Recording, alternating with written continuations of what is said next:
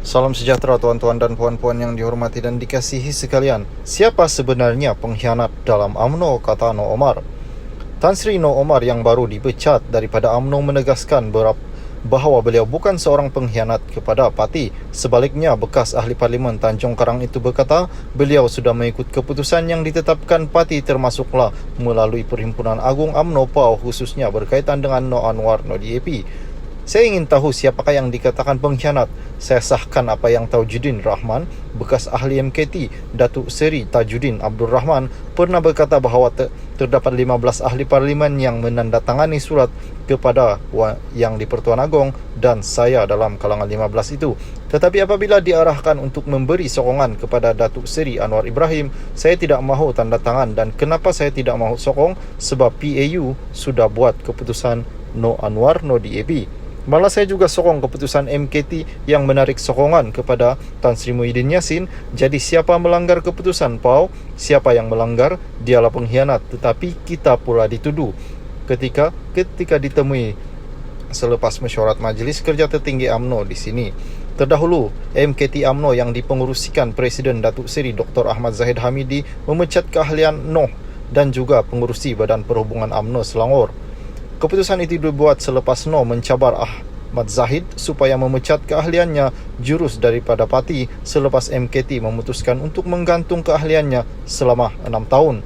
Dalam pada itu, Noh juga mempersoal apakah kekalahan UMNO di 7 negeri dan kemenangan tipis Ahmad Zahid dalam PRU 15 lalu adalah disebabkan tindakan sabotaj. Komponen Perikatan Nasional hari ini mempelawa bekas Ketua Pemuda UMNO Khairi Jamaluddin menyertai parti berkenaan susulan pemecatannya daripada UMNO. Pemangku Ketua Pemudanya, Wong Chia Zen, berkata yakin gerakan adalah platform yang sesuai untuk timbalan Ketua UMNO bahagian Rembau ketika ini.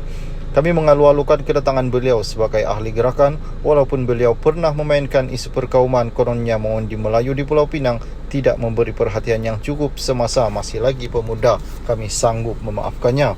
Kita semua manusia mesti pernah buat salah. Kami mengalu-alukan keahlian Khairi ke dalam gerakan, katanya dalam satu kenyataan hari ini, sambil menyifatkan keputusan diambil Majlis Kerja Tertinggi UMNO ke atas Khairi sebagai tidak wajar.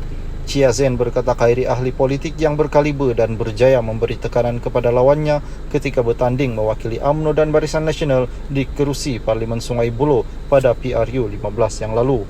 Pemimpin serta ahli UMNO yang dipersetujui MKT kemarin adalah sah dari sisi perlembagaan parti.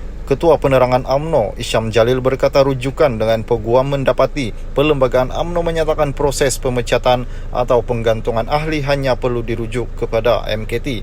Proses lain yang membabitkan lembaga disiplin dan sebagainya itu hanya pengurusan dalaman yang dipraktikkan. Oleh itu, apabila MKT sudah memperakui pemecatan dan penggantungan ahli UMNO, maka pemecatan dan penggantungan itu adalah sah di sisi perlembagaan UMNO dan undang-undang serta peraturan, katanya dalam satu kenyataan. Beliau mengulas dakwaan beberapa pemimpin UMNO termasuk mereka yang digantung dan dipecat bahawa tindakan itu tidak melalui proses wajar seperti bela diri sebelum berdepan tindakan. Isham berkata semua yang dipecat atau digantung termasuk bekas pengurusi perhubungan UMNO Selangor, Tan Sri Noh Omar, masih boleh merayu atau berjumpa lembaga disiplin untuk membela diri.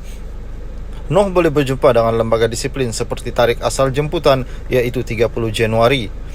Lembaga disiplin UMNO bukan Mahkamah Persekutuan dan hukuman ke atas Noh dan Khairi Jamaluddin itu bukan hukuman penjara atau hukuman mati. Mereka masih boleh membela diri dan merayu beberapa kali jika Noh dan Khairi serta lain-lain boleh mengalahkan